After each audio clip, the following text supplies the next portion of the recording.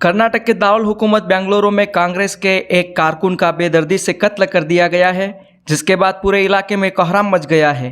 Police का कहना है कि कत्ल करने वाले 5 मुलजिमान मोटरसाइकिल पर सवार थे।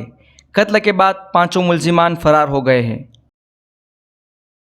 वज़ीर आज़म नरेंद्र मोदी आज यानी जुमेरात को वीडियो कॉन्फ्रेंसिंग के जरिए देहरादून से दिल्ली तक चलने वाली वंदे भारत एक्सप्रेस को हरी झंडी दिखाएंगे।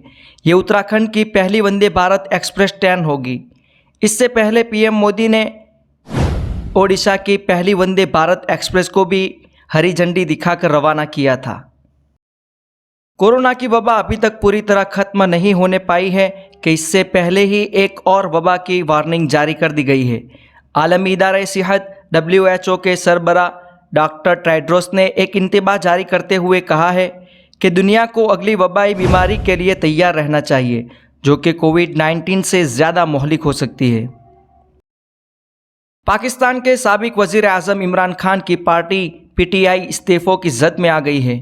हुकूमत की जानिब से पार्टी पर पाबंदी आयद करने की वार्निंग के बाद PTI के सीनियर रहनुमा और साबिक वज़ीर फवाद चौधरी ने भी इस्तीफ़ा दे दिया है।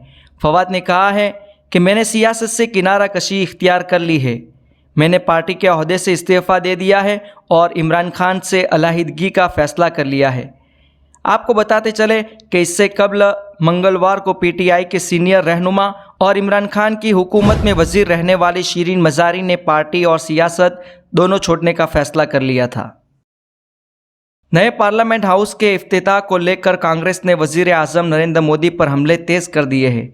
कांग्रेस ने कहा है कि एक शख्स के तकब्बुर और शोहरत पाने की ख्वाहिश ने मुल्क की पहली कबायली खातून सदर को पार्लियामेंट का इफ्तिताह करने के कानूनी हक से महरूम कर दिया है।